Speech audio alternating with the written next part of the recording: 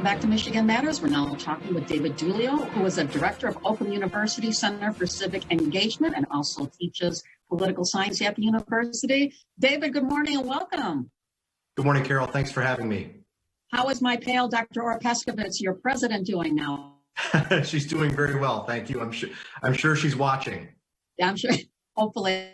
So I have to ask, since you're in the classroom teaching, are you in class with it? Everyone wearing masks? How is the situation gone? Yeah, I am teaching in person this semester. It's gone really well.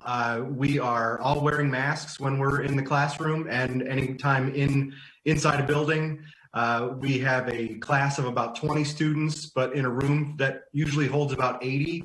So we maintain social distance, we wear masks, I feel totally comfortable.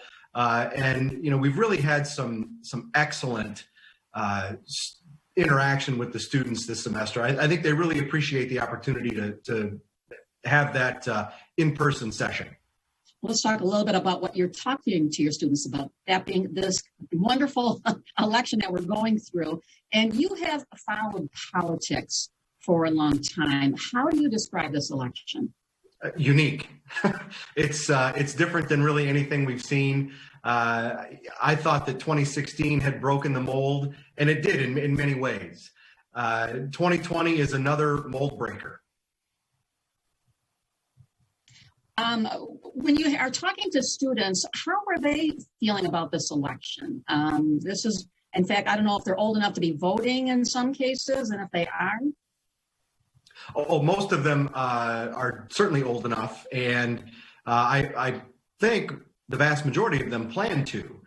But when we talk about it, they're just as bewildered as I am in many ways. And we take some time at the beginning of our class, which is elections and voting behavior, and we talk about the things that have happened since we last met.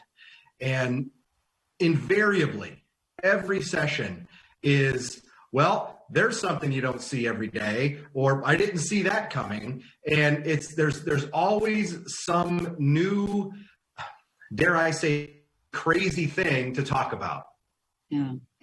One of the things that you also did in working with some of your students is you folks created a PSA about public service announcement about voting. Why did you decide to do that? Well, one of the things that we do at the Center for Civic Engagement is try to build civic literacy. And we do that by providing information. We don't want to push anybody to do anything. We just want to put information out there that says, if you want to be involved in your democratic system, here's how you go about doing it. So that PSA is about finding out if you're registered to vote, giving you information on how to register to vote, if you want to vote absentee, how to get an absentee ballot, all of those kinds of things that allow people to engage in their process. And another great thing about it is, as you mentioned, we work with some students, but the students were from our film study and production program, which is a great program on campus that gives a lot of students a lot of great skills who are going into that field. And working with them really, for me, demonstrates that civic engagement and this sort of activity touches all parts of campus. Yeah, let me ask you about some races here. At the statewide level, certainly the U.S. Senate race with incumbent Gary Peters and John James has gained some traction, attention. And how do you see that race? Boy, gaining attention is an understatement. There are millions of dollars flooding in. Just in the last week, we've seen outside groups pour money into Michigan, mainly for advertisements that your viewers are going to see probably during this program and on other stations across the airwaves. It has gained great attention on both sides, and it's really going to have a big impact on who controls the U.S. Senate in January 2021. Partisan control of the U.S. Senate may hinge on Michigan.